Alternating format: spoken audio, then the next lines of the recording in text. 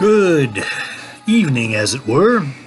This is again Curtis Cutt, making another video on the review of Codependent No More. I promise I will eventually get through this. Right now, I just simply want to go through the various treatments that she has for codependency. But I want to begin, first of all, with shout outs to Ange Ramsey and Allison. Ange Ramsey has sent a great post to me from someone named Homicidal Tendencies. And this quote from Homicidal Tendencies is, "A codependent person is forever getting out of a toxic relationship.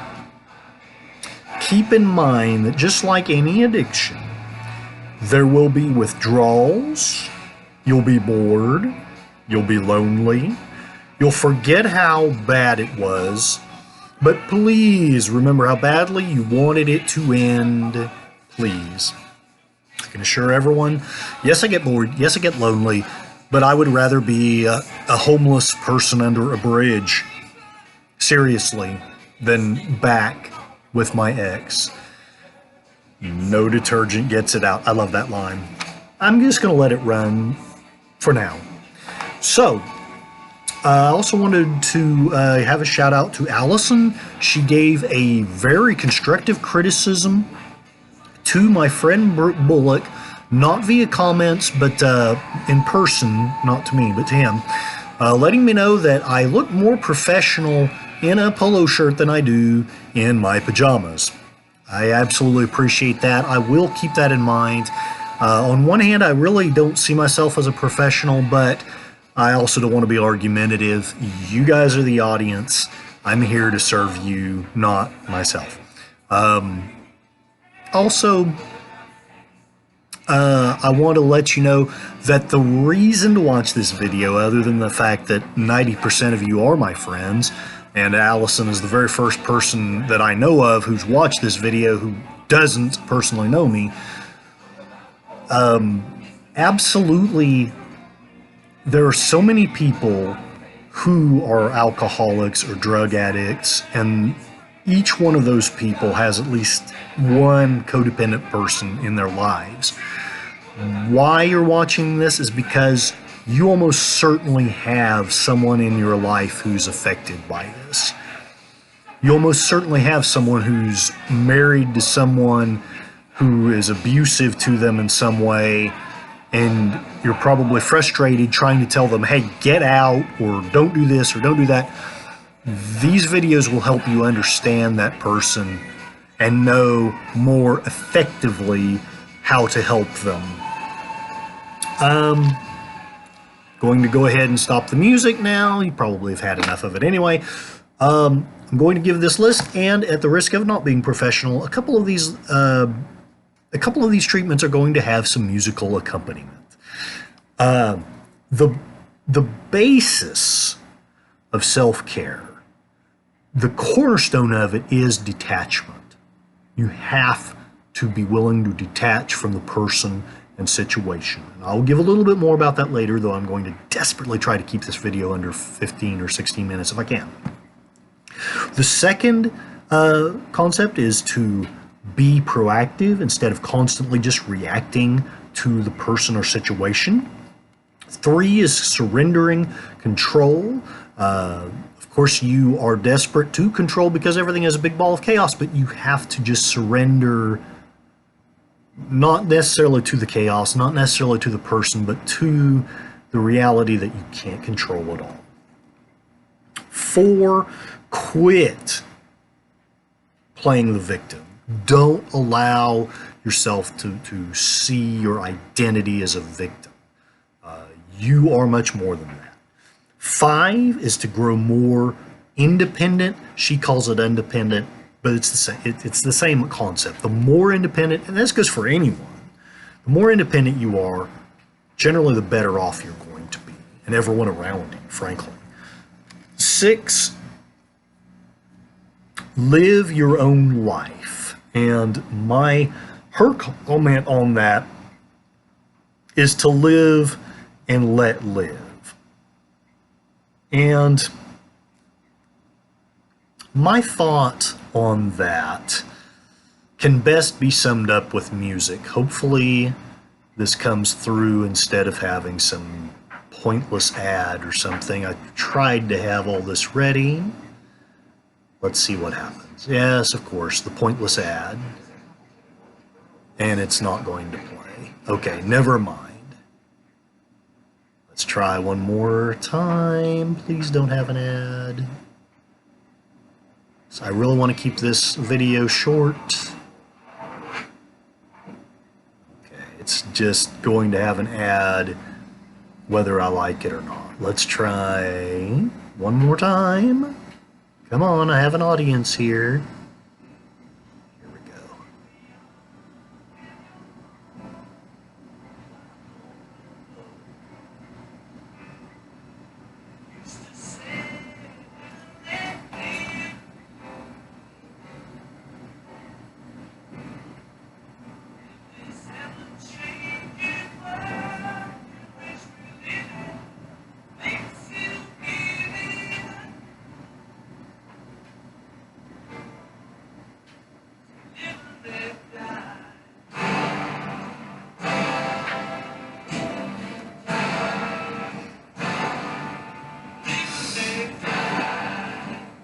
All right, and then next of all, not last of all, there's actually quite a bit more, but the 7th concept is to treat yourself like a lover in a love affair. In other words, if you had your dream person as your lover and you were just, you wanted to shower them with love and attention, that is how you should treat yourself. Now, this is a completely alien concept to a lot of us codependents. We're used to something completely different from that. But we've got to start learning to treat ourselves in a very different way. And tongue-in-cheek, this, I think, sums it up better than anything I could say.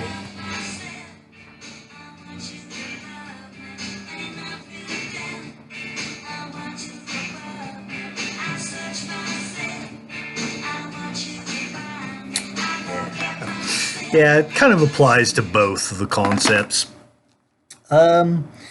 So, accept reality is the 8th one. Own your own feelings. The 10th one is deal with anger especially. 11 is allow yourself to think. It is very difficult when somebody else is dictating all of your thoughts, but your thoughts are valid too. Don't think they're not. So absolutely allow yourself to think. Set your own goals. I know my ex, one of her favorite pastimes was to sabotage all of my goals and then passively aggressively claim that she wasn't. The 11th thing is to have effective direct communication as opposed to passive aggressive communication. In other words, don't be a coward. Don't say that you love something and then sabotage it. No, if you don't love it, just say it. Let them know. You don't have to be rude or crude about it, but just let them know. The last portion for me is the most difficult one. I have no idea if I'm going to have the courage to do this, but she recommends that any codependent go into a 12-step program. All right. Now, hopefully, I can do this in just a few minutes. Detachment is the keystone of all of these many different treatments. None of them really work for a codependent anyway, if you don't have some level of detachment. It does not mean that you have to leave the person, although you may need to. It does not mean that you have to stop loving this person, although personally I would forgive you if you did. But it does mean that you have to stop centering your life around this person. This person should not be your God, your idol. I'm sure a lot of you are like, well, what are you talking about? I don't worship this person. But if you're making them the center of your life, in effect, you are. And I don't want to get too much into theology, but really, even a healthy person likely shouldn't be the center of your life. Definitely not an unhealthy alcoholic. Also, don't be obsessive. A lot of the problems with the alcoholic and the drug addict, they're obsessed about their addiction. Well, you're acting the same way when you're obsessive. Reminds me of the time when I took my ex-wife to counseling, and her mother spent till 3 in the morning going on and on and on and on and on about how, is the counselor going to let me see Susan anymore? And finally at 3 o'clock, I realized I was never going to get through to this person. That's when I realized that at least Carol was, for me, a lost cause. She was obsessed with being in control of Susan. She was obsessed with being the center of her life. And there was no way I was ever going to change that or stop that. Unfortunately, I didn't leave Susan at the time. I felt like Carol was the main problem. Now I realize that it was a weird, sick dynamic of its own. And codependency was a part of that on several different levels. I want to stress that obsession is largely illusory. In other words, you feel like you have control, but you don't. You really don't. It's you yourself who are being controlled by this person or this situation. And that's why you need to detach. You will never gain control. Frankly, you'll never really gain control of it anyway, but you'll absolutely won't if you don't allow yourself a little bit of emotional distance from these people. It's not going to kill them. Even if you stay and stay loving, you can still distance yourself just a little bit. Get away from the fire. Don't let it burn you. We feel like we have to be in control because our lives are so out of control. Now, I know I've somewhat rushed through this, except for the horrible lull, which if I figure out how to edit it out, I will. But the reason you're watching this, again, most of you are just my friends. I get that, and that's great. I appreciate it. But the reason, if you don't know me, that you're watching this, and hopefully you've watched it to the end, hopefully I've made it somewhat entertaining and tongue-in-cheek, but it is helpful to you to know that the person in your life that's codependent, saying you're not, that you may be, they need you to understand, and they need help doing some of these things. It's hard for them to love themselves. So have a little bit of grace. Try to help these people see that they're lovable. This is Curtis Cutt. Hopefully this was worth your time. Please leave comments. If not, talk to the friends that know me. Allison, you can absolutely keep telling Brooke whatever you think. I am working on it. I'm new to this. I'll never get better if I don't keep doing it. I do appreciate every one of you that watched. Again, life is a lemon. I want my money back. Have a good day.